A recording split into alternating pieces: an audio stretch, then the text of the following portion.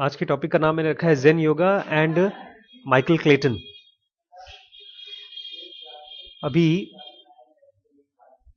कल आपके स्कूल में टीचर्स कंप्लेन कर रहे थे क्लास की कि सर वो बहुत बहुत बदमाश क्लास है, आप उसको प्लीज। मैं बता रहा हूँ, नहीं नाइन्थ की नहीं, छोटे बच्चों की क्लास की, सिक्स की कंप्लेन कर रहे थे।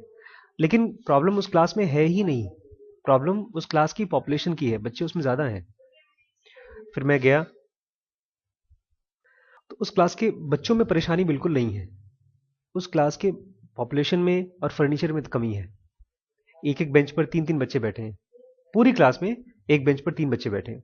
अगर एक बेंच पर तीन लोग बैठे रहेंगे तो हाथ एक दूसरे को कोहनी लगेगी, डिस्टरबेंस होगा, बच्चे एक दूसरे से बात करेंगे तो लेकिन फिर भी टीचर्स, अच्छे अच्छे टीचर्स, सीनियर सीनियर टीचर्स को भी इन बच्चों से परेशानी होती है।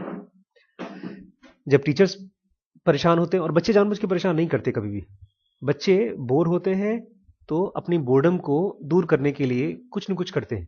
जैसे आप लोग जो करते हैं यहाँ पे, वो अपने बोर्डम को दूर करने के लिए करते हैं। अब इससे एक बड़ी बुरी चीज होती है जो कोई जानबूझ के नहीं करता है, और वो ये है कि बच्चे की पर्सनालिटी को धीमे धीमे खत्म किया जाता है।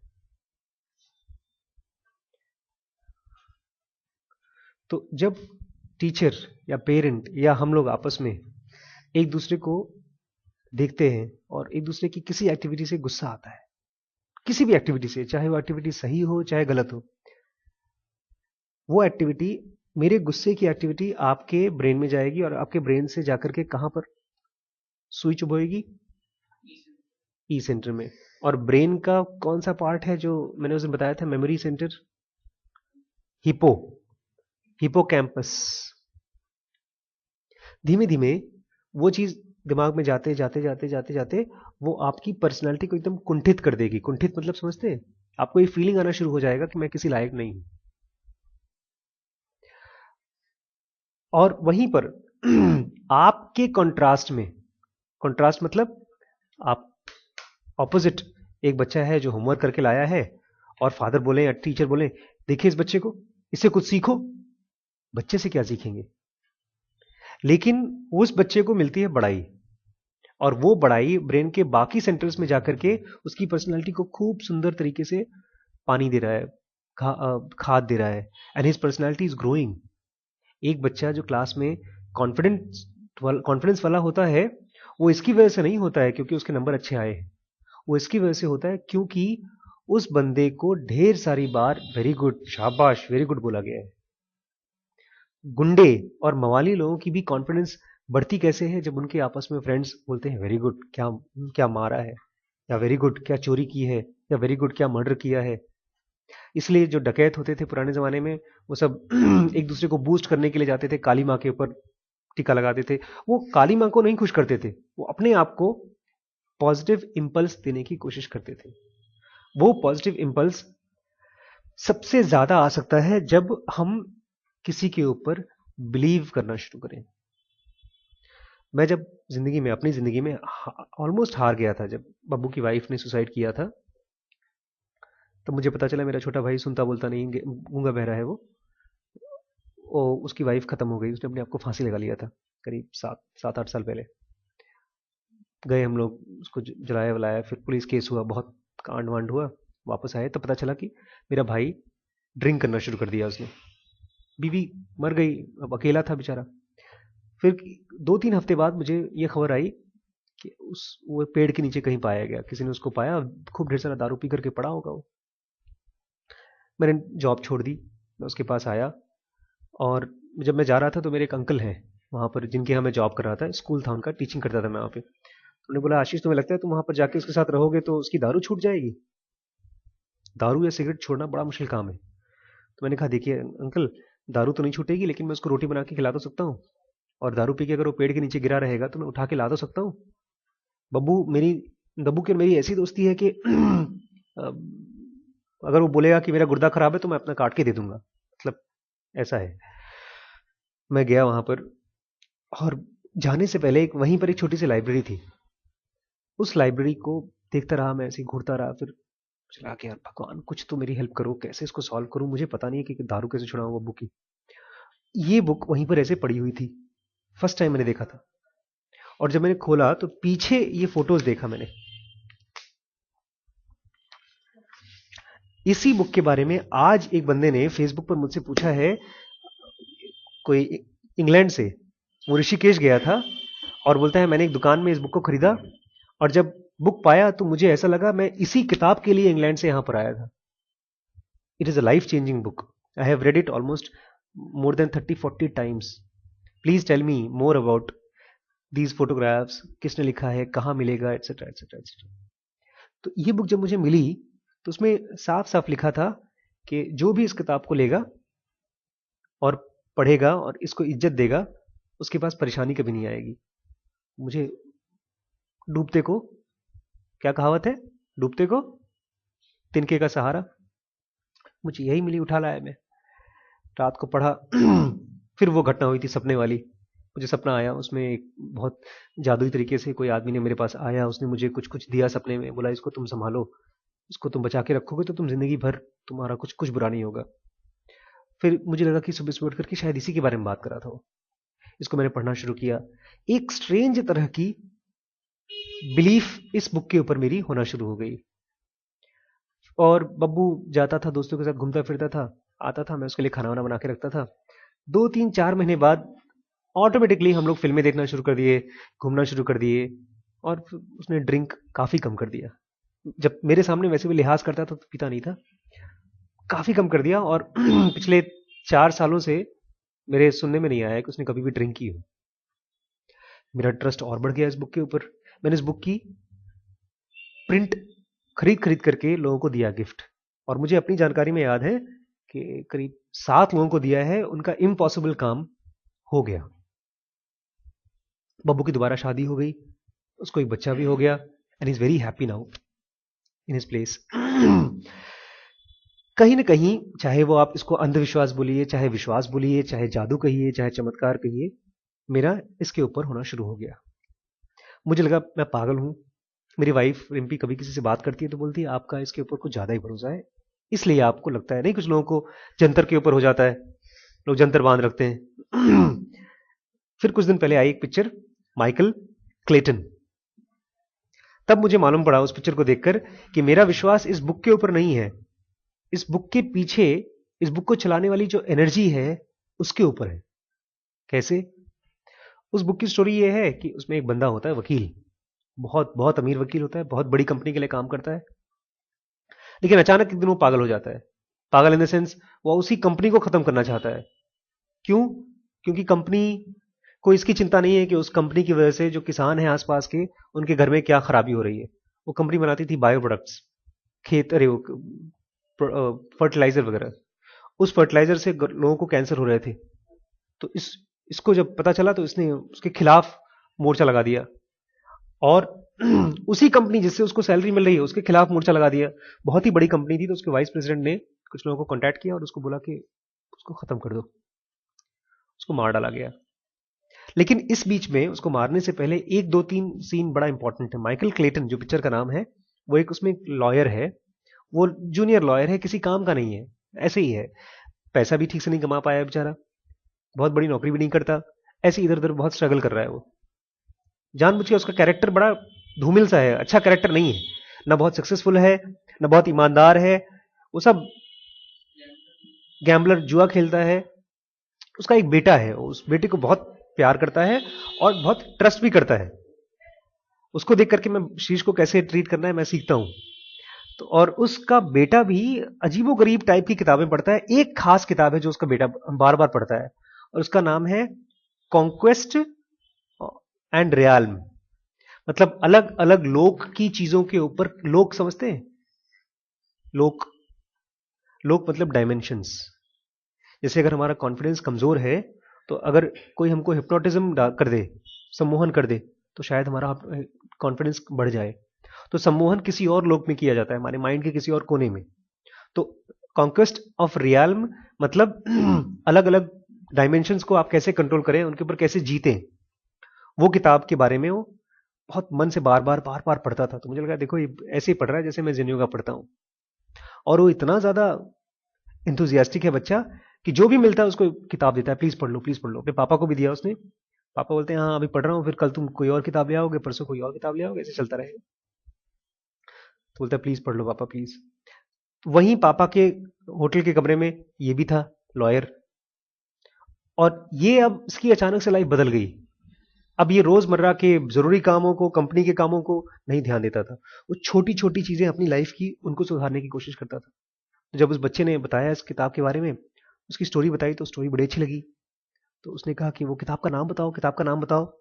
तो उसका नाम बड़े से मोटे से मार्कर से लिखता है और खरीद के लाता है वो। ये इंपॉर्टेंट सीन है। फिर फिल्म की शुरुआत में दिखाते हैं, नहीं लास्ट में इसके पहले इस किताब, हाँ वो उसका मर्डर हो गया। इसको समझ में नहीं आया यार, कल रात तक तो अच्छे से बात किया था मेरे दोस्त ने मुझसे, और इसका मर्डर मतलब ये मर के सुसाइड कैसे कर लिया। लोगों ने फैला दिया कि सुसाइड किया है। ये घुस गया उसके घर में, उसको बोलते हैं evidence room, the crime scene. Crime scene में किसी को जाना अलाउड नहीं होता। वो क्राइम सीन में घुस गया और देखा यहाँ वहां, तो उसको वो लाल किताब दिखी, जैसे ये किताब हो, तो उसने लाल लाल किताब को खोल करके ऐसे देखा देखा, उसके अंदर एक रसीद मिली। रसीद निकाल लिया, जेब में रख लिया, और एक फोटो दिखाई दी, और बंद करके उस फोटो में 3 घोड़े और 2 पेड़। फोटो नहीं, डायग्रामेटिक। डायग्रामेटिक मतलब ऐसा, जैसे ये बनाया गया है, ये हाथ से बनाया गया है। हाँ क्या चीज, इल्यूजन नहीं, मतलब ऐसा फोटो नहीं खींची गई है, किसी ने बनाया है, आर्टिफिशियली बनाई गई चीजें, ऐसे आर्टिफिशियली बनाई गई है। फोटो होती है वो जिसमें मैं आपकी पिक्चर फोटो खींच लूं, और लाइव चीज है वो, लाइव फोटो नहीं थी। फिर ये जाने लगा, तब तक से वाइस प्रेसिडेंट को मालूम पड़ा कि उसके मर्डर सीन में ये लड़का, ये माइकल क्लेटन गया है। इसको कुछ पता चल गया तो कुछ चालू हो जाएगा पंगा। फिर उसको ये उन्हीं मर्डरर्स को, जिन्होंने इसको दोस्त को मारा है, वकील को, भेज दिया कि माइकल क्लेटन को भी मार दो। तो ये जब माइकल क्लेटन गया था जुआ खेलने के लिए, तब उसको भेज दिया गया उसको मारने के लिए। तो इन्होंने जब वो जुआ खेलने गया था, उसकी गाड़ी में बॉम्ब डाल दिया, रिमोट बॉम्ब। और जब वो फिर वापस आया, गाड़ी में बैठा, तो ये लोग उसके पीछे पीछे गाड़ी लेके जा रहे थे। उसकी गाड़ी काफी आगे गई, ये भी गई, ये भी गई, ये भी गई, पीछे पीछे काफी दूर उसकी गाड़ी निकल गई। वो दिखी नहीं उनको। तो उन्होंने जीएसएम में देखा, जीएसएम नहीं क्या बोलते इसको, जीपीएस में देखा, और दिखाई दिया गाड़ी यहीं कहीं है। उसकी गाड़ी रुक गई, और वो गाड़ी रोक करके उसको विश्वास नहीं हुआ, गाड़ी में से बाहर निकला, और एक पहाड़ के ऊपर 2 पेड़ और 3 घोड़े लाइव खड़े हैं। उसको लगा यार ऐसे कैसे हो सकता है। ये वहां उनके पास गया उनको देखने के लिए। वो सीन भी बड़ा अच्छा लगेगा आपको, ऐसा लगता है जैसे कि उसको फील जो हो रहा है वो दिखा रहा है। उसको अजीब फील हो रही है, बहुत थ्रिलिंग महसूस हो रहा है अंदर से, कि कोई चमत्कारी शक्ति चीज ने उसको फ्यूचर दिखा दिया। भाई किताब उसने देखा, कल देखा किताब में एक फोटो, वो आज वो सीन है। तभी वहां पर बॉम्ब फट गया उसकी गाड़ी में। इसका मतलब उसको ये समझ में आया कि किसी दैविक शक्ति ने, किसी भगवान भगवान टाइप की चीज ने इसकी जान बचाने के लिए इसको वो किताब में फोटो दिखाया।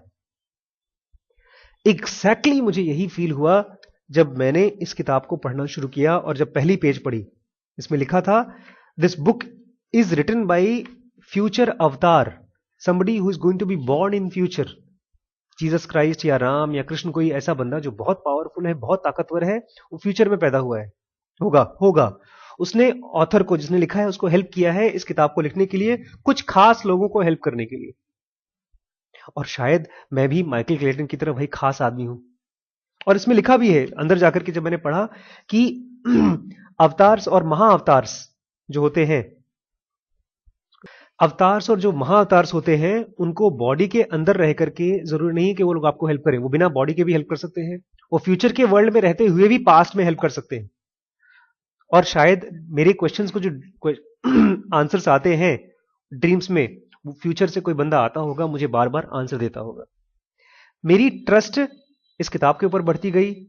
फिर मैंने वही ट्रस्ट कुछ लोगों के ऊपर डालना शुरू किया, कि देखता हूं जब मुझे हेल्प किया है तो बाकी लोगों को हेल्प करेगी, तो मैंने देना शुरू कर दिया। उसी के शिविर बना बना के फिर मैंने कंडक्ट करना शुरू कर दिया, और उसी के तहत मैं आप लोगों से बात कर रहा हूं। इससे मतलब नहीं है कि आपको कौन क्या बोलता है उससे चोट पहुंचेगी। बिल्कुल, सर है, टीचर है, जब आपको मारेंगे, पीटेंगे, गाली गलौज करेंगे तो आपकी पर्सनालिटी कुंठित होगी। उस कुंठा के रिएक्शन में आप लोग अपनी पर्सनालिटी को डिस्टॉर्ट करके दिखाएंगे कि हमको भाड़ में जाओ, हम तुमसे डरते नहीं हैं। मतलब जब जैसे आपने बाल अपने लंबे लंबे किए हैं, फ्रैंकली स्पीकिंग ये बाल सुंदरता का कोई सीन नहीं है इसमें, खाली अजीबोगरीब दिखता है। इसको पता है एक भाषा में बोलते हैं पंक। आज से करीब 25-30 साल पहले पंक्स का कल्चर था। पंक्स को लोग क्या करते थे, कानों में कान छिदवा लेते थे। यहां पर आज भी बहुत से होते हैं, यहां पर छिदवा लेते हैं, टाटू करवा लेंगे, पूरे बॉडी पर कहीं भी टाटू करवा लेंगे। इसको बोलते हैं पंक कल्चर। पंक कल्चर में ऐसे बंदे जिनको सोसाइटी बेइज्जत करती है वो रिएक्ट करते हैं, तुम्हारी सोसाइटी भाड़ में जाओ, हम तुमसे डरते नहीं हैं। तो ये जो आपका पर्सनालिटी की एक डिस्टॉर्टेड फॉर्म है, ये सोसाइटी को तमाचा मारने की कोशिश कर रहे हैं। लेकिन मैं आपको एक सीक्रेट बताता हूं, इससे भी हाँ, देखिए जितनी बार फादर को या टीचर को या आशीष सर को, किसी भी सर को खराब लगता है आपके बाल को देखकर, आपको अंदर से मजा आता है कि देखो तुम तो मुझे डांटते हो, मैं तो तुम्हें खाली बाल से हरा दिया, तुमको भाई हमने कुछ किया भी नहीं भाई। मैं ये नहीं कह रहा हूं कि बाल काटो, मैं खाली दिखा रहा हूं कि देखिए नॉर्मल पोजीशन में क्या होगा। आप मान लो हमारी एक फ्रेंड है, जब रिम्पी से मेरी दोस्ती हुई थी तो उस समय मेरे अंदर बहुत सी गंदी आदतें थी। जैसे एक गंदी आदत हमारी ये थी,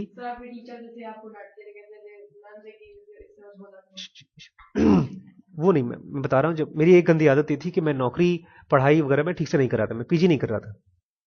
लेकिन जब रिम्पी ने मुझसे कहा कि प्लीज आप पढ़ाई कर लीजिए, तो मैं बदल दिया अपने आप को, पढ़ाई में मन लगना शुरू हो गया। तो जब कोई हमको प्यार करता है, मोहब्बत करता है, तो उसके लिए हम अपनी गंदी आदतों को धीमे धीमे सुधार लेते हैं। लेकिन ये चीज जैसे आपके बाल हैं, आपकी हैबिट्स हैं टाइमिंग की, एटसेट्रा एटसेट्रा, अगर इनको आप नहीं सुधार रहे हैं, आपके प्यार मोहब्बत करने वाले लोग आपसे बोल रहे हैं, आपके पापा मम्मी भाई बहन सब लोग बोल रहे हैं, लेकिन नहीं सुधर रहा है, तो क्यों? उसका कुछ कारण होगा ना। वो कारण मैं आपको हेल्प कर सकता हूं इन द सेंस कि आपको तमाचा मारने की जरूरत नहीं है सोसाइटी को, आप इससे भी अच्छा बड़ा तमाचा मार सकते हैं। कल मुझसे बोलता है एक बच्चा कि सर एक सर हमारी खूब बुराई करते हैं। तो मैंने कहा तब एक काम करो, उनको बोलो सर थैंक यू सर, आप बहुत अच्छे हैं सर। बिकॉज हम पता है कैसे बनते हैं, हम एग्जैक्टली वैसे ही बनते हैं जैसे हमारे दुश्मन होते हैं। अगर आपको बड़ा आदमी बनना है तो आपको बड़े बड़े दुश्मन चाहिए। अगर आप जैसे मेरा दुश्मन क्यों कौन है, एजुकेशन से, हाँ, something like Bill Gates. Bill Gates ने भी अपनी कंपनी जब डाली थी तो उसने डिसाइड किया कि हम फाइट करेंगे आईबीएम से। आईबीएम सबसे बड़ी कंपनी थी उस समय कंप्यूटर की। बिल गेट्स, माइक्रोसॉफ्ट, फिर एप्पल जब कंपनी आई तो उन्होंने कंपीट करना शुरू कर दिया माइक्रोसॉफ्ट से। अगर आप अपनी टीचर्स से कंपटीशन करते हैं तो अल्टीमेटली उन्हीं की तरह बन जाएंगे। इसलिए मैं आपको सलाह देता हूं, उनके साथ पंगे में पढ़ के अपना पर्सनालिटी को उन्हीं की तरह बनाने की कोशिश ना करें। आप नहीं जानेंगे लेकिन बन जाएगा वैसे। मैं आपको ये नहीं कह रहा हूं कि मैं आपके ऊपर विश्वास करता हूं। समबडी वेरी पावरफुल कहीं आसमान में मेरे ऊपर विश्वास कर रहा है, मैं वही विश्वास आप तक पहुंचाऊंगा, एक एक पन्ने के फॉर्म में, एक एक लेक्चर के फॉर्म में, वो आपके ब्रेन में पहुंचेगा। और इसमें लिखा है कि जो बंदा इस नॉलेज को दिमाग में डाल लेता है, it works like antivirus in the brain. ये वो सारी पास्ट की परेशानियां खत्म कर देगा। आपकी पर्सनालिटी इतनी अच्छी ग्रूम हो सकती है जो आपने कभी इमेजिन नहीं किया होगा। तो आज की क्लास का अगर मैं समरी दूं, समरी ये है कि आपकी पर्सनालिटी में जो एक नेगेटिव एसेंस है, वो नेगेटिव एसेंस चाहे आप कोई बदमाश बोले, कोई शैतान बोले, कोई बोले कि पढ़ने में कमजोर है, कोई बोले कि ये तो सुधर नहीं सकता, ये सारी की सारी चीजों पर अब धीमे धीमे डाउट करना शुरू करिए कि क्या सॉल्यूशन क्या है। नहीं, आप उसके ऊपर सीधे कुछ नहीं कर सकते। अगर कोई आपसे कुछ कहता है तो आप चुपचाप आकर के अपनी, मैं क्या करता हूं, अगर मेरे को कोई बोलता है डॉक्टर साहब आप जो बता रहे हैं थियरी वो गलत है, बच्चे ऐसे सुधरते नहीं है, बच्चों को दो झापड़ मारो तब सुधरेंगे, तो मैं जाता हूं 2 पेज और पढ़ता हूं, फिर 3 पेज और पढ़ता हूं, 4 पेज और पढ़ता हूं, तब लेकर आता हूं और लोगों को बताता हूं देखिए रिसर्च हुई है, और रिसर्च हुई है, और रिसर्च हुई है। तो जितनी बार आपको कोई खराब बोल रहा है, अच्छा बोल रहा है, खराब बोल रहा है, बदमाश बोल रहा है, आप जाइए और फिर या तो खान एकेडमी करना शुरू करिए या तो अपना होमवर्क करना शुरू करिए। बिकॉज अल्टीमेटली आपकी पर्सनालिटी और आपका जो संयम है वो आपके नॉलेज से आएगा, और नॉलेज में किसी का वो नहीं है, कंट्रोल नहीं है। नॉलेज किसी की जागीर नहीं है। ऐसा नहीं है कि कुछ बच्चे जो तेज हैं खाली वही नॉलेज इकट्ठा कर सकते हैं। भैया हैं, भैया ने पिछले 6 महीनों में इतनी पढ़ाई की है जो पिछले 15 सालों में नहीं की है। काम सीखा है भाई, और अगले 10 सालों में देखना इनकी जो पर्सनालिटी है वो किसी की जागीर नहीं है। कोई कॉलेज अगर इनको एडमिशन नहीं देता है, ये दूसरों को एडमिशन देंगे। तो we can do that provided हम अपनी नेगेटिव पर्सनालिटी पर डाउट करना शुरू करें। क्या आप भी सोचना शुरू करें, क्या ऐसा कुछ हो सकता है कि कोई बहुत ही बड़ी एनर्जी ने सर के ऊपर ट्रस्ट किया हो और सर हमको ट्रस्ट करें तो शायद हमको भी वो एनर्जी ट्रस्ट कर रही हो। क्या खाली ऐसे ही हो गया कि हम यहां पर आए हैं? क्या ऐसे ही हो गया कि हम यहां आए हैं? आप लोगों का बार बार यहां पर आने का मन करता है। मैं आप लोगों को कभी कभी समझाता हूं, कभी डांटता हूं, फिर भी आने का मन करता है। तो क्यों? आज जब मैं क्लास में गया था 6th क्लास में, मैंने बच्चों को बोला, बच्चे कंफ्यूज थे, उनको मैंने एक अच्छी सी क्लास ली, वापस आया, बच्चे मुझे देख रहे थे, अरे ये सर डांट नहीं रहे हैं, मजाक कर रहे हैं। तो वो कंफ्यूजन आप अपने ऊपर लाइए कि चक्कर क्या है। ये खाली ट्यूशन नहीं पढ़ रहे हैं आप, this is not just tuition, this is something more than tuition. ठीक है?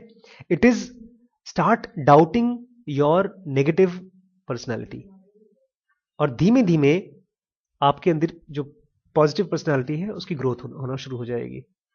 ठीक है?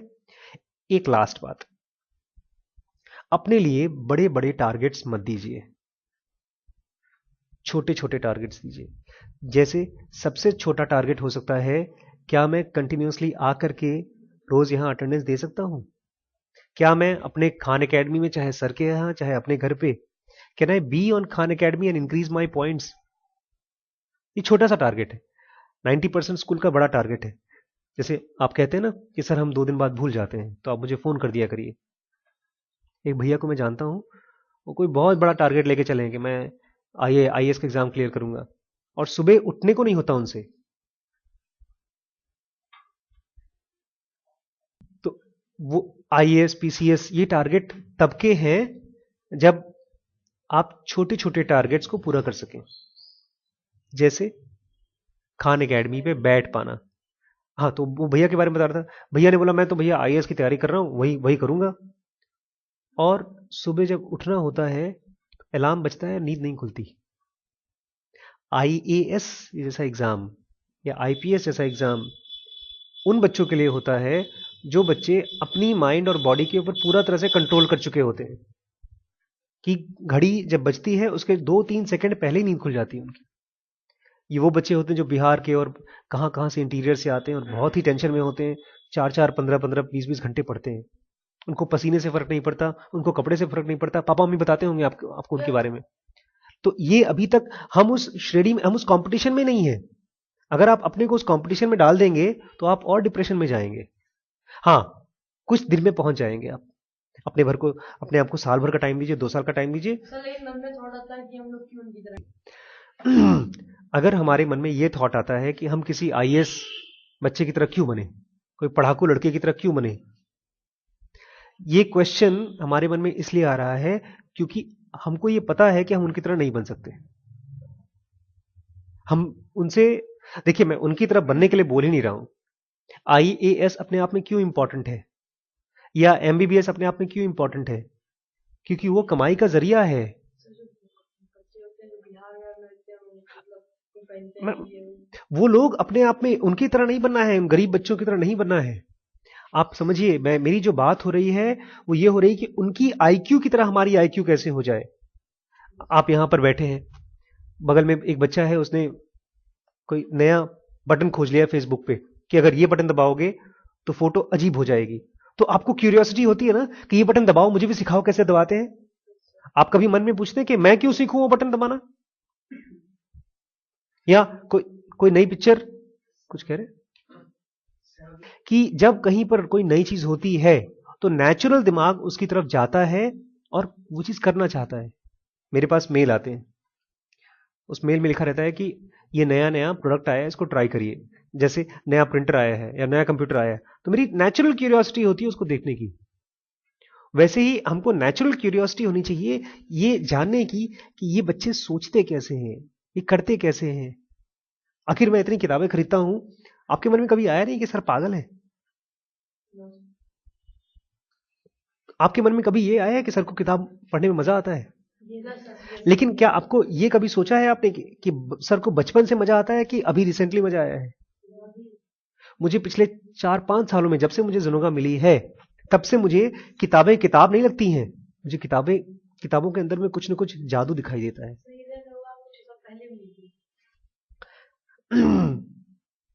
अरे यार ये तो रिकॉर्ड नहीं हुआ,